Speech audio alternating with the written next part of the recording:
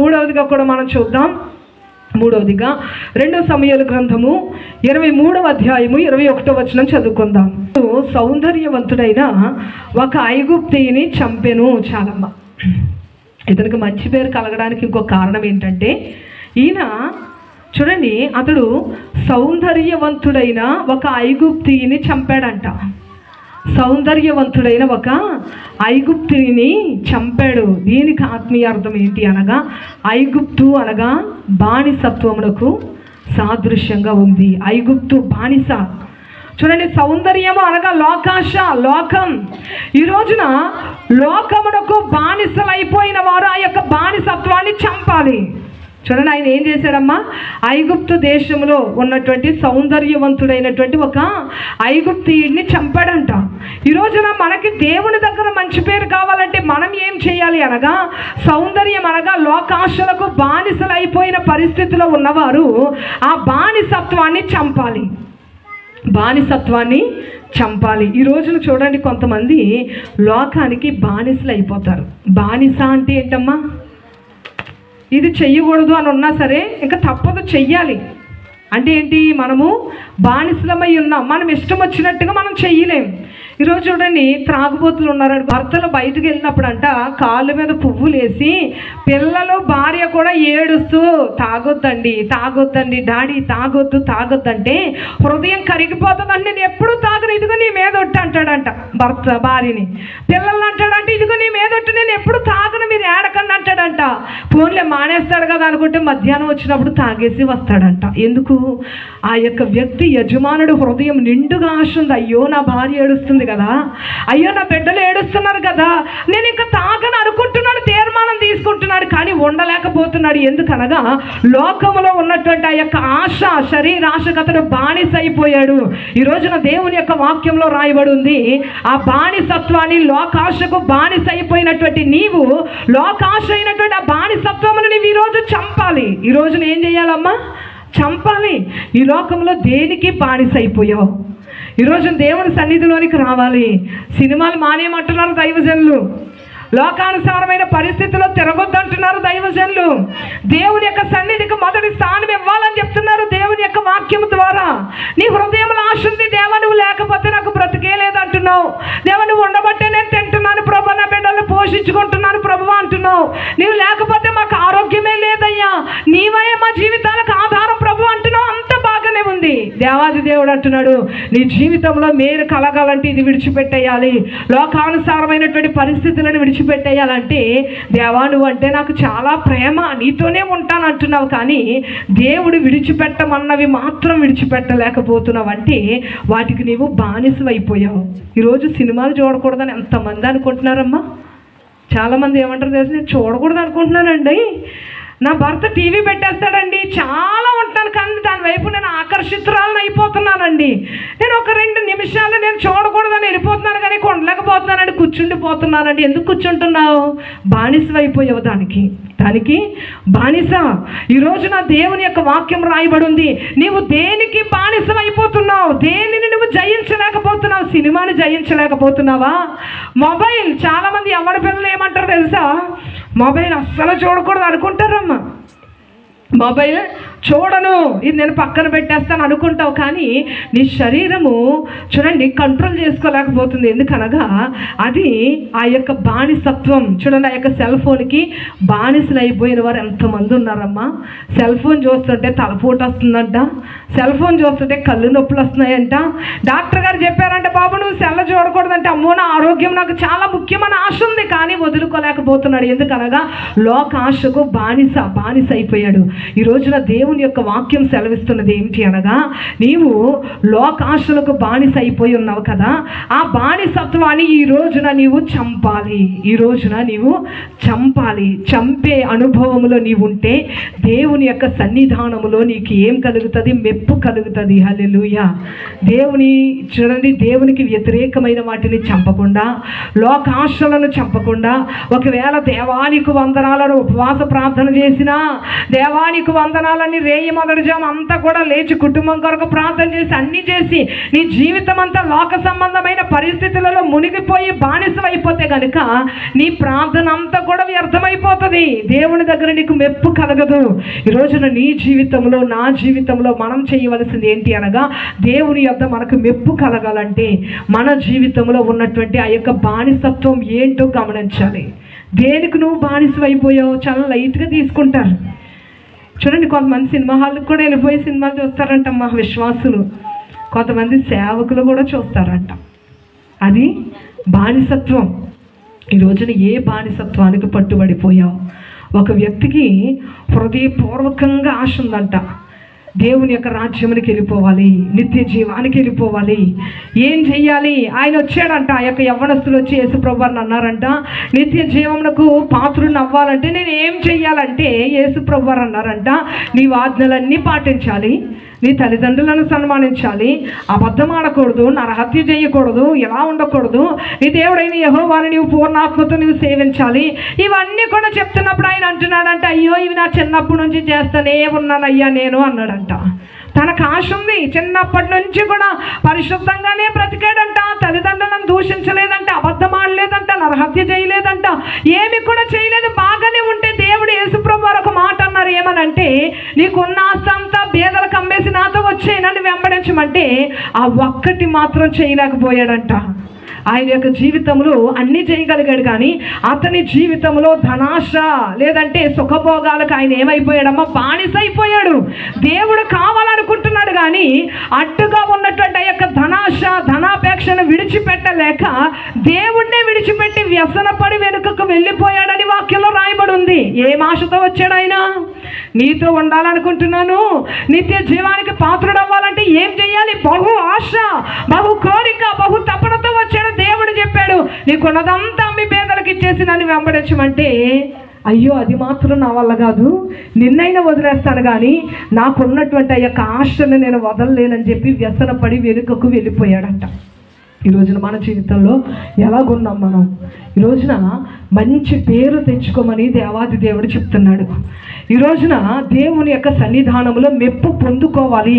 అది సుగంధ తైలము కంటే కూడా కోరుకొనదగినది, అది వెండి కంటే కూడా చాలా యోగ్యమైనది కనుక మంచి పేరు కొరకు నువ్వు ప్రయాసపడాలి. ఈ రోజున దేవుని యొక్క వాక్యంలో బెనాయా ద్వారా ఈరోజు మనకి 3 ఆత్మీయ మాటలు చెప్పారు. నీకు మంచి పేరు కలగాలంటే ఏం చేయాలి? ఒక దావీదు వలె, ఒక దానియేలు వలె, ఒక మోషే వలె, ఒక ఉన్నతమైనటువంటి దేవుని యొక్క సన్నిధిలో పేరు పొందుకొనిన వారి వలె నీవు కూడా పేరు పొందుకోవాలంటే ఏం చేయాలి? దేవుడి దగ్గర మెప్పు పొందుకోవాలంటే ఈ రోజున దేవుడు 3 విషయాలు బెనాయా ద్వారా మనకు తెలియపరిచారు. మొట్టమొదటిగా అక్రమమును చంపాలి, రెండవదిగా హృదయములో దాగి ఉన్నటువంటి అపవాదిని చంపాలి, మూడవదిగా లోకానుసారమైనటువంటి బానిసత్వం. దేనికి బానిసమైపోయావు? దేనిని విడిచిపెట్టలేకపోతున్నావు? దేనిలో నుండి బయటకు రాలేకపోతున్నావు? దేవుడు కావాలి అంటున్నావు కదా, ఇది విడిచిపెట్టమంటే అమ్మో సెల్ ఫోన్ వదలలేను, అమ్మో నేను ఈ డ్రింకింగ్ వదలలేను, నేను ఈ స్మోకింగ్ వదలలేను, నేను ఇది వదలలేను, నేను అది వదలలేను అంటే అది నీ జీవితంలో చూడండి బానిస. దానికి నువ్వు బానిస అయిపోయావు కనుక ఎవరైతే ఆ బానిసత్వంలో నుండి బయటకు వస్తారో, చూడండి పరిశుద్ధ గ్రంథంలో బయటకు వచ్చిన బానిస ఉన్నాడు, జక్కయ్య అన్నటువంటి వ్యక్తి బానిస. దేనికి బానిస? అన్యాయంగా డబ్బు సంపాదించుట అతని యొక్క బానిసత్వం, అతని యొక్క ఆశదే.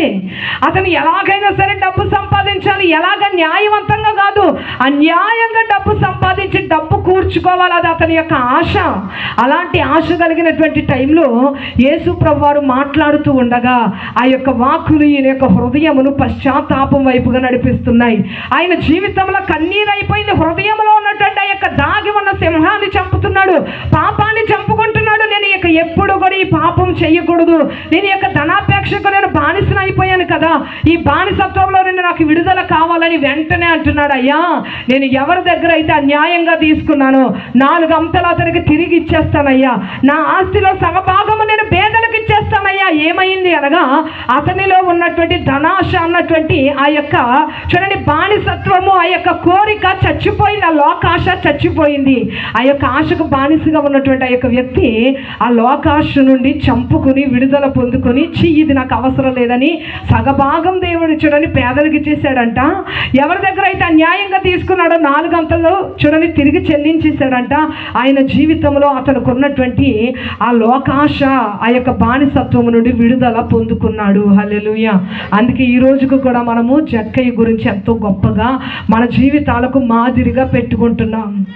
ఈ రోజున మంచి పేరు చాలా కోరుకొనదగినది. దేవాది దేవుడు ఈ రోజున చూడండి తీర్పు దినం ఉంటుందని నమ్ముతున్నారా లేదమ్మా? మీరు తీర్పు ఉందా లేదా? మనం మరణం అయిపోయిన తర్వాత మన ఆత్మకు బ్రతుకు ఉందా లేదా? చెప్పండమ్మా, చేతులెత్తి ఉందా లేదా?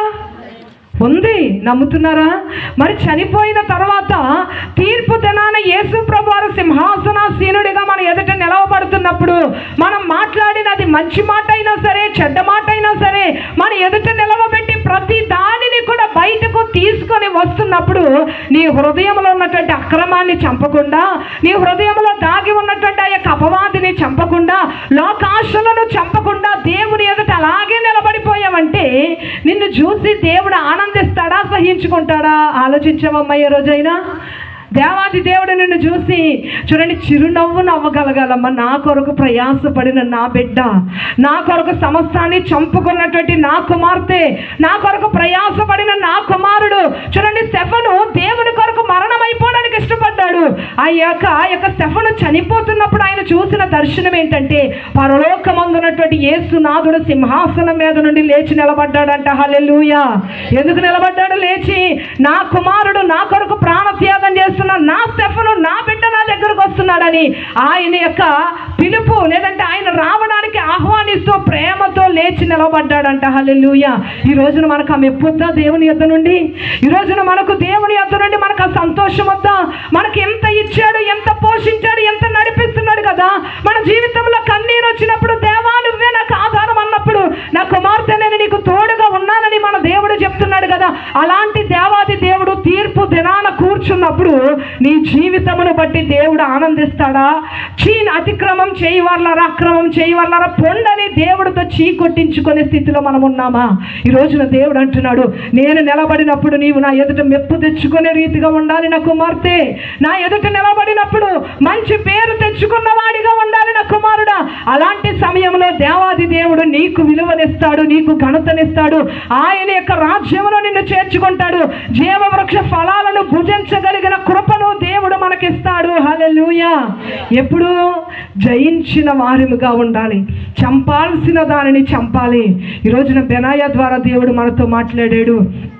ఈరోజు మన జీవితంలో దేవుని యొద్ద నుండి మెప్పు కావాలంటే, ఈ రోజున మన జీవితంలో దేవుడి దగ్గర నుండి మంచి పేరు మనకు కావాలంటే, దేవుని యొక్క వాక్యంలో రాయబడినటువంటి రీతిగా ఈ 3 విషయాలను చంపుతున్నప్పుడు మన జీవితాలలో మనకు దేవాది దేవుని ఎదుట మెప్పు కలుగుతుంది, బహుమానం కలుగుతుంది, కిరీటం కలుగుతుంది. హల్లెలూయా.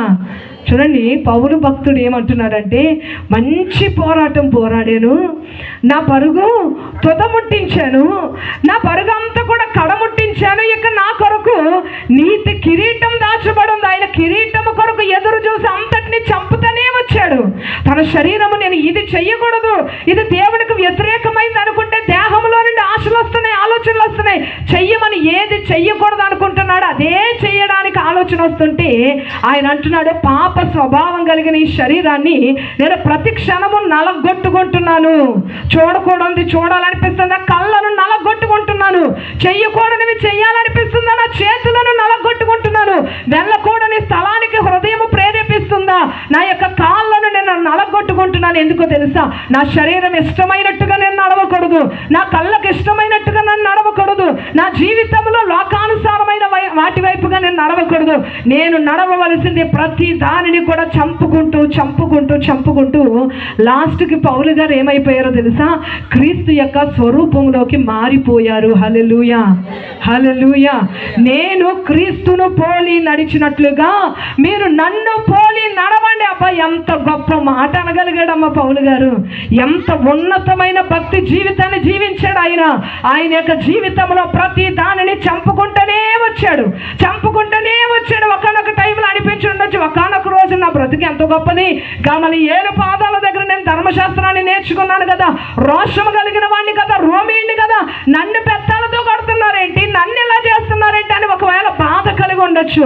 దానిని కూడా చంపేవాడు. దేవుని కొరకు శ్రమను అనుభవించడానికే కదా వచ్చాను, సుఖము నాకెందుకు అని వస్తున్నటువంటి ఆలోచనల్ని చంపి చంపి చంపి క్రీస్తు స్వరూపంలోనికి మారిపోయాడు. ఆయనకు ఏమి దాచబడింది? దేవుని ఎదుట మెప్పుంది. ఆ పౌలు గారు నిలబడుతున్నప్పుడు ఒక ఉన్నతమైన కిరీటాన్ని తీసుకుని, నా కుమారుడా నా కొరకు త్యాగం చేశావు కదా అని యేసుప్రభువు వారు కౌగిలించుకొని ఆయన శిరస్సు మీద కిరీటం పెట్టి ఆ కిరీటం కొరకు ఆయన ప్రయాసపడ్డాడు. ఈరోజు నీ ప్రయాస ఏమై ఉందమ్మా? ఈరోజున నా ప్రయాస ఏముంది? మన జీవితాలు ఎలాగున్నాయి? మనం చంపుకోవడానికి ఇష్టపడుతున్నామా?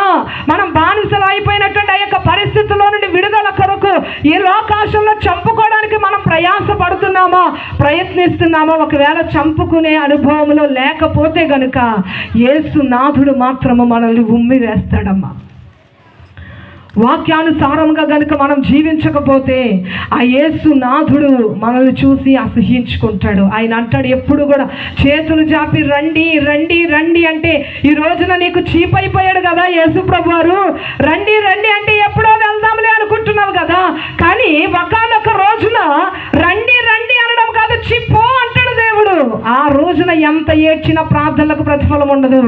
నేడు అన్నటువంటి సమయం ఉండగానే దేవుని యొక్క సన్నిధానంలో చంపుకోవలసిన వాటిని చంపుకుందాం. దేవుని దగ్గర మెప్పు కొరకు ప్రయాసపడదాం. దేవుని ఎదుట మంచి పేరు సంపాదించుకోవడానికి మనందరూ కూడా త్యాగపూరితమైన జీవితాలు జీవించుదాం. ఈ కొద్ది మాటలను ప్రభు దీవించును గాక. ఆమేన్.